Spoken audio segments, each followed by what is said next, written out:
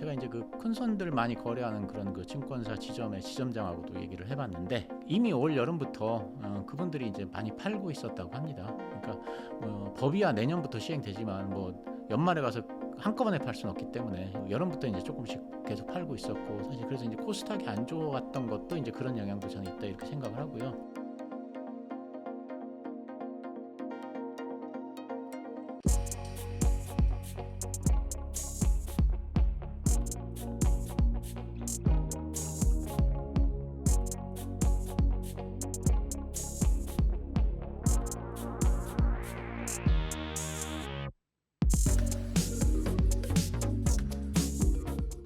안녕하세요. 인터뷰 진행을 맡은 카프카입니다. 오늘은 천백만 배용국 대표님 모시고 주식시장에 대한 이야기 나누어 보도록 하겠습니다. 대표님 안녕하세요. 예, 안녕하세요. 네. 예, 반갑습니다. 네. 간단하게 인사 부탁드립니다. 네, 성정길 TV 구독자 여러분 안녕하십니까? 제가 올 초에 그 고래동공부의 강사로 한번 제가 나왔던 적이 있습니다. 그래서 그때 저를 한번 뵌 분도 있을 것 같은데요. 하여간 예, 반갑고요. 저는 그 천백만 TV라고 그 재테크 채널을 운영하고 있습니다. 주로 그 주식에 대해서, 그리고 이제 특히 주식 중에서도 이제 성장주에 대해서 이렇게 컨텐츠를 제공하고 있고요. 그리고 이제 작년에는 그 성장주 패러다임이라고 하는 책을 또 하나 냈습니다. 자, 이 책의 그 부제가 압도적인 성장주와 비트코인에 투자하라, 이런 거기 때문에 제가 이제 성장주하고 비트코인하고 이제 이런 데에 좀 관심이 많이 있습니다. 혹시라도 이 성장주에 관심이 있으신 분들이 한번 읽어보시면 도움이 되리라 그렇게 생각합니다. 최근에 네. 그 중국 주식이 폭등을 이어가고 있다고 들었는데요. 네네. 지금 어느 정도 수준인가요? 예, 한참 폭등하다가 요즘 조금 이제 승고르기를 하고 있더라고요. 네. 예, 근데 이제 중국 경제가 이제 굉장히 안 좋았다는 거 이제 다들 아시는데요.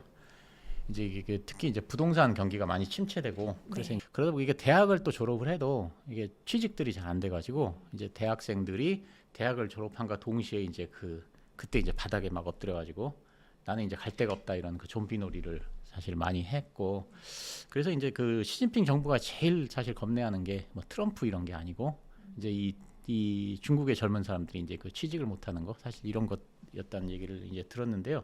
근데 이제 거기서 더 나아가지고 이제 이게 근로자 취직도 안 되고 하니까 또 근로자들 임금도 많이 깎였거든요. 근데 이제 어려운 회사만 깎인 게 아니고 이제 그 잘 나가는 테크 기업들까지 전부 다 사실 임금을 좀 조정했다고 이제 그렇게 들었습니다. 그래서 이제 수입이 주니까 근로자들이 이제 아무래도 소비를 줄이고 그러다 보니까 이제 이게 다시 또 디플레이션으로 연결되고 사실 그런 일들이 있었습니다. 그래서 이제 중국 증시가 이제 하이머시 계속 빠지고 그러면서 이제 또 외국인 자금이 이제 많이 빠져나가면서 중국 증시가 굉장히 힘들었는데요. 그 외국인 자금이 이제 빠져나가게 된 이유는 사실 이제 워런 버핏 영향이 굉장히 큽니다. 워런 버핏이 이제 그 전쟁 위험 어쩌고 하면서 이제 TSMC 주식을 팔고, 그다음에 또 BRD 주식을 팔면서 이제 그걸 팔고 대신에 이제 또 일본으로 넘어갔는데, 네. 이 워런 버핏 이 할아버지가 외국을 거의 안 나가는데 또 그때는 또 일본까지 가가지고 막 직접 홍보를 했습니다. 네. 내가 뭐 일본 주식 샀다, 더 살 거다 막 이러니까 이제 그 다른 이제 투자자들도 중국에서 빠져나와서 일본으로 갔고요. 그래서 이제 일본에서 이렇게 워런 버핏을 따라온 투자자들을 리틀 버핏이라고 이제 이름을 붙였습니다. 그래서 이제 그 돈이 빠져나가니까 중국 증시는 계속 이제 하락을 했고요. 근데 이제 그러면 중국이 뭘 해야 되는데 미국이 금리를 내리지 않으니까 사실 뭐 할 수 있는 게 별로 없었습니다. 그래서 미국이 금리를 내리지 않은 상태에서 이제 중국이 금리를 내리면 이제 그나마 이게 금리 차이가 벌어지니까 중국에 있는 돈까지 이제 사실 다 빠져나가게 되는 거고요. 그리고 이제 중국 정부가 또 미련을 갖고 있는 게 이제 위안화의 글로벌화거든요. 즉 그 기축통화인데, 기축통화가 목표겠지만 뭐 기축통화라는 게 쉽진 않지만 그래도 중국 정부가 상당한 성과가 있었습니다. 이렇게 글로벌화를 하는데.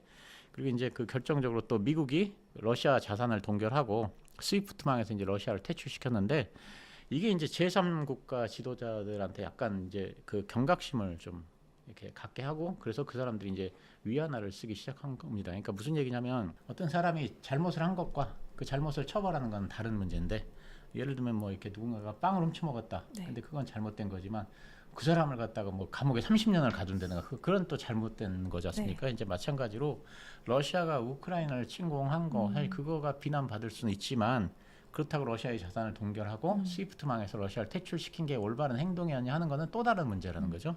그러니까 왜 이런 말씀을 드리냐면 바이든 정부에서 러시아 자산을 동결하고 스위프트망에서 러시아를 퇴출시키니까 사실 전 세계 제3세계의 지도자들 중에는 또 독재자도 많고 이러지 않습니까? 그러니까 그 사람들이 이런 금융 제재를 보면서 그럼 내 돈도 이거 묶이는 거 아니야 이런 생각을 당연히 할 수밖에 없죠. 그래서 그 사람들이 이게 안 되겠다. 미국의 힘이 미치지 못하는 것에 자산을 좀 옮겨야겠다 생각을 해서 이제 사실 위안화로 많이 갔고요. 그다음에 일부는 이제 금을 많이 사들였죠. 그래서 사실 최근에 금값이 오르게 된 가장 큰 이유 중에 하나가 이런 제3세계 중앙은행들이 이제 금을 사들였던 거거든요. 근데 이제 어쨌든 이렇게 위안화를 이제 글로벌화를 추진하는 게 이제 러시아의 스위프트망 퇴출 이런 걸로 인해서 어떻게 자연스럽게 조금 계기가 마련된 면이 있는데 이제 이것 때문에 또 중국 입장에서 금리 인하를 하기가 어려운 겁니다. 왜냐하면 이제 미국이 금리 인하를 안 했는데 중국만 또 금리 인하를 하게 되면 중국에서 자금이 빠져나가는 아까 말씀드렸고 거기서 이제 위안화를 받아들인 이 제3세계 국가들이 앉아서 손을 보게 되거든요. 그렇게 되면 이 사람들이 다시 또 달러로 돌아설 가능성이 꽤 있습니다. 그래서 이제 미국이 금리 인하를 하지 않은 상태에서 중국이 뭘 할 수가 없는 겁니다. 근데 마침내 연준이 이제 9월에 B컷을 단행했습니다. 그러니까 이제 잘 됐다고 기다렸다는 듯이 이제 중국이 대규모 부양책을 내놓게 된 거죠. 그래서 지급 준비율을 0.5% 낮췄고요. 지급 준비율이라고 하는 건 이제 은행이 이제 예금 중에서 중앙은행에 맡겨야 되는 그런 그 돈의 비율인데 이걸 이제 낮췄다고 하는 거는 중앙은행한테 돈을 덜 맡겨도 된다는 뜻이니까 그러니까 이제 그만큼 더 시중에 돈이 더 풀리게 돼서 유동성이 늘어나는 효과가 있고요. 그래서 이제 요 중국은 인민은행이 이걸로 189조 원, 190조 원의 유동성 공급 효과가 있다. 이제 이렇게 얘기를 했고요. 그리고 이제 중요한 건 뭐냐면 더 할 수 있다 앞으로 이렇게 이제 얘기를 했거든요.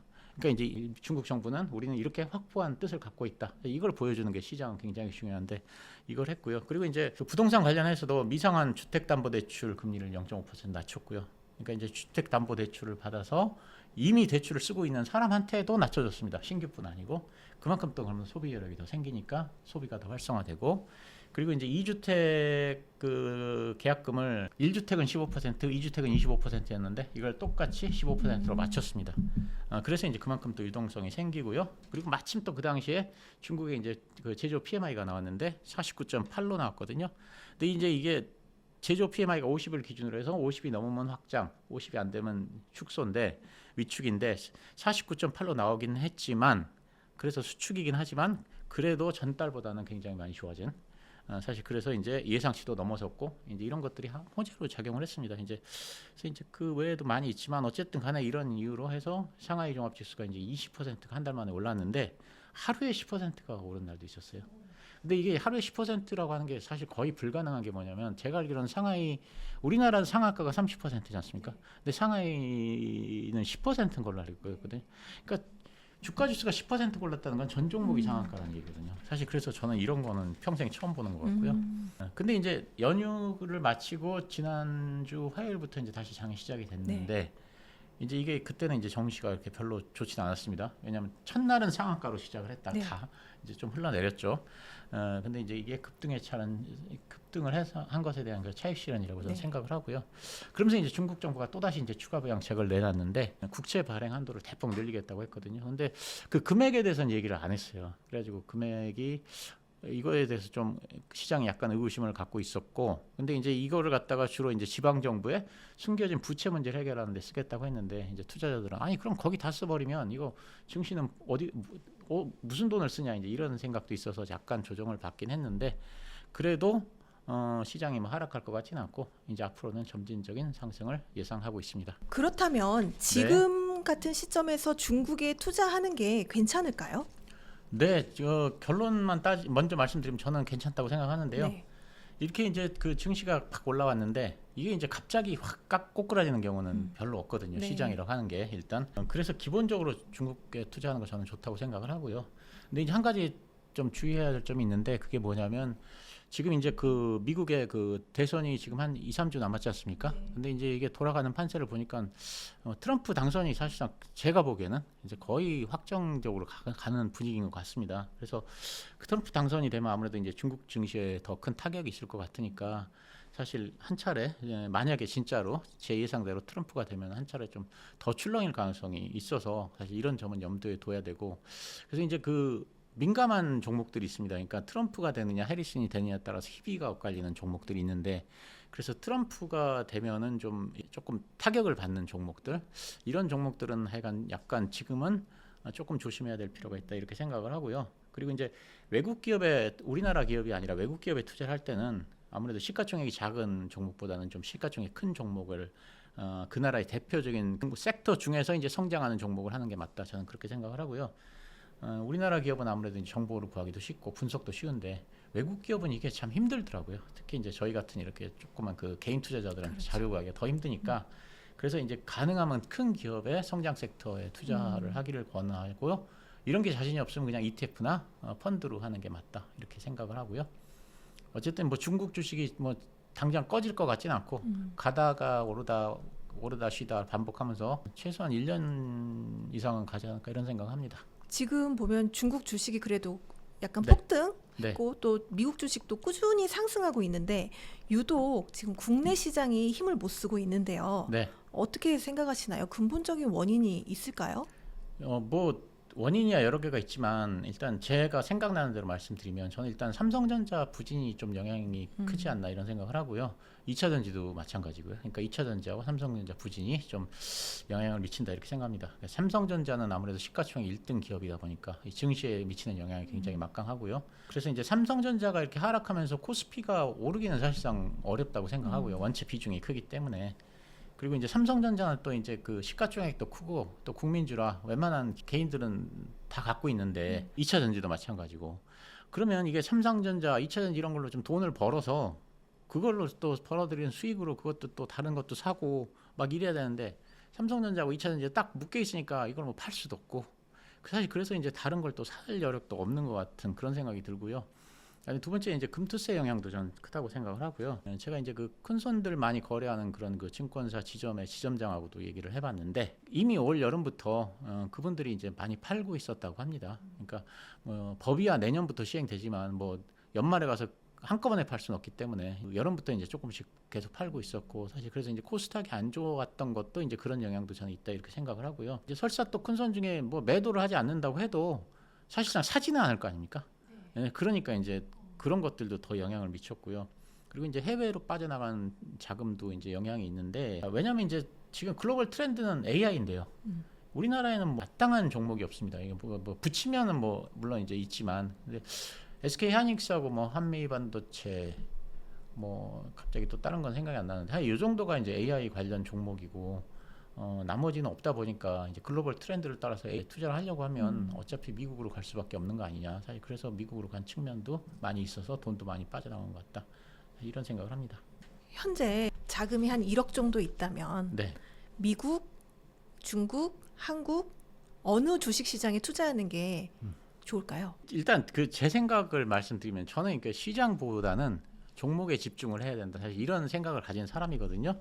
그래서 이제 제가 항상 그 말을 하면 그 종목에 집중하자 이런 얘기를 합니다. 부동산을 예를 들면 서울의 부동산이 좋다 이런 얘기를 하면요. 그럼 이제 서울 부동산이 좋다 이런 얘기를 합니다. 그러면 이제 그것도 예를 들면 뭐 한국 주식이 안 좋다, 미국 주식이 좋다 그러면 이제 똑같이 서울 부동산이 좋다, 뭐 지방은 안 좋다 그러면 서울에 있는 거 뭐 아무거나 사면 되느냐 그런 게 아니고 뭐 이렇게 강남 3구 위주로 이제 올랐지 않습니까? 그래서 이제 뭐 강남 상구, 뭐 마용성 이런 데를 사야 되고 뭐 노도강이나 아니면 금강구 이런 아파트는 사실 많이 안 올랐지 않습니까? 이제 그래서 뭐 이런 얘기하면 이제 뭐 이게 돈이 없는데 강남 상구 어떻게 사냐 뭐 이런 얘기를 하는데 제 말은 그게 초점이 아니고 제가 드리는 말씀은 자, 서울의 아파트가 오른다고 해서 서울의 아파트 전체가 오르는 것도 아니고 지방이 안 오른다고 해서 지방에도 또 오르는 아파트가 생기고 이런 거지 않습니까? 그러니까 주식도 저는 마찬가지라 이런 말씀을 드리는 겁니다. 자, 우리나라 국장이 안 좋았다고 하는데요. 자, 근데 좀 이렇게 해안을 가진 분들이 알테오젠을 샀다 그러면 이제 큰 수익을 얻었을 거지 않습니까? 예를 들면 그래서 제가 이제 알테오젠을 찾아보니까 연초에 91,500원이었습니다. 지금 378,500원이에요. 그래서 올해 314%가 올랐거든요. 자, 그럼 엔비디아에 사람들이 막 열광을 하잖아요. 자, 그럼 엔비디아가 금년에 몇 프로나 올랐을까요? 이렇게 한번 찾아봤거든요. 네. 엔비디아가 금년에 48달러에서 지금 135달러니까 180% 올랐습니다. 그러니까 알테오젠이 엔비디아보다 거의 75%가 더 올랐어요. 네. 엔비디아는 180%, 알테오젠은 314%니까. 그러니까 이제 저는 항상 종목에 집중하자 사실 이런 네. 말씀을 많이 드리거든요. 그래서 이제 이거 뭐 알테오제는 너무 극단적인 예 아니냐 뭐 이렇게 생각할 수도 있겠죠. 물론 저는 항상 종목에 집중을 해서 이제 저 같으면 이제 성장주 포트폴리오를 제가 운영을 하거든요. 제 유튜브에서. 근데 이제 제 포트폴리오만 해도 저는 국장만 하는데 저도 금년 수익률이 한 50% 정도 돼요. 그래서 이제 제가 말한 건 뭐냐면 국장이라고 한 게 손해를 보는 건 아니다 이런 얘기를 드리는 거고요. 좋은 종목을 잘 골라서 투자하면 어려운 국장이라도 수익을 낼 수 있고 미국 주식이라도 잘못 종목을 고르면 또 이런 좋은 장에서 손해를 볼 수 있습니다. 그래서 이제 종목에 집중하자 이런 말씀을 드리는데 자 그럼에도 불구하고 이제 지역으로 나눈다 하면 저는 이제 그 당분간 우리나라하고 미국 위주로 좀 할 것 같아요. 네. 저는 개인적으로. 근데 우리나라는 이제 그동안 상승을 하지 못했기 때문에 금리 인하에 대한 수혜 이런 걸 받으면서 유동성이 강화되는 측면이 있을 거 생각하고 그래서 저는 우리나라 유동성 장세가 올 가능성도 굉장히 크다고 생각합니다. 그래서 이제 개인적으로는 그거에 좀 대비를 좀 하고 있는 편이고요. 네. 그래서 우리나라는 한 50% 정도 이렇게 할 것 같고 이제 근데 이제 글로벌 트렌드인 또 AI는 미국에 또 다 몰려 있기 때문에 또 미국도 무시하기 다 힘들고 그래서 미국의 AI 관련 종목들로 해서 한 30% 그리고 이제 그 중국도 당연히 관심이 있는데 이제 중국은 대선이 좀 있으니까 여기는 이제 조금 조심해서 한 20% 정도 뭐 이렇게 생각을 하고 있습니다. 전. 예. 그렇다면 이제 올해도 2달 정도밖에 안 남았는데 네. 내년 그리고 내년 한 1년 동안 주식시장 어떻게 전망하시나요? 저는 다 이제 우리나라, 미국, 중국 다 좋을 걸로 생각합니다. 사실 네. 제가 약간 항상 보면 약간 낙관적인 그 사람인데 하여간 다 좋게 보고 있고요. 저는 이제 9월에 연준이 금리 인하를 하는 걸 계기로 해서 자산 시장은 다 좋아질 거다 이렇게 생각을 하고 있고요. 자, 우리나라가 그러니까 우리가 이제 주식 투자를 하면서 그동안 미국에 맨날 뭐 경기 침체니 막 이런 걱정을 많이 했잖아요. 근데 이제 지금은 이제 경기 침체에 대한 우려는 사실상 안 해도 되는 상황으로 가는 것 같습니다. 그래서 지난주에 이제 JP 모건 실적 발표가 있었는데요. 거기서 이제 JP 모건 CF가 뭐라 그랬냐면 미국 경제가 연착륙에 성공했다. 이렇게 얘기를 했고요. 다이먼 회장도 인플레는 둔화되고 미국 경제는 강하다고 하면서 연준이 2마리 토끼를 잡는데 성공한 것 같다. 이제 이렇게 얘기를 했거든요. 그러니까 이제 경기 침체는 걱정하지 않아도 될 것 같고요. 그래서 저는 자 우리나라 뭐 미국 뭐 중국 이렇게 해서 everywhere 그다음에 주식 뭐 금 원자재 everything 그래서 everywhere everything 랠리가 시작됐거나 조만간 시작될 걸로 그렇게 생각을 하고 있습니다. 그래서 근데 이제 지금까지 너무 많이 올랐던 시장이나 자산보다는 지금까지 안 올랐던 시장과 자산이 더 유망한 걸로 생각합니다. 그래서 예를 들면 뭐 미국이나 일본은 많이 올랐지 않습니까? 옛날에 비해서. 그래서 이제 이런 시장보다는 덜 오른 우리나라가 좀 유망하다고 생각하고요. 또 금 같은 경우는 또 많이 올랐지 않습니까? 네. 그래서 금보다는 이제 그동안 많이 쉰 비트코인 같은 게 이제 더 유망하다 이렇게 생각을 하고 있고요.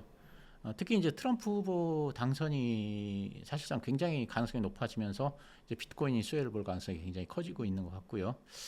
그리고 이제 금 같은 경우는 최근에 뉴스를 보니까 이제 중국 사람이 금을 좋아해서 열심히 사다가 이제 최근에 금을 중국 사람들이 이제 좀 안 산다 그러더라고요. 예, 그래가지고 이제 금은 약간 꼭대기 비슷한, 그러니까 그렇다고 많이 하락하진 않겠지만 어쨌든 약간 꼭대기 비슷한 느낌도 좀 있습니다. 이제 그래서 물론 여러 가지 변수가 있겠지만 이제 큰 추세로 보면 이렇게 이제 저는 자산은 괜찮을 거다 이렇게 생각해서 자산 투자에는 좀 적극적인 자세를 가질 필요가 있다. 이게 이제 제 생각입니다.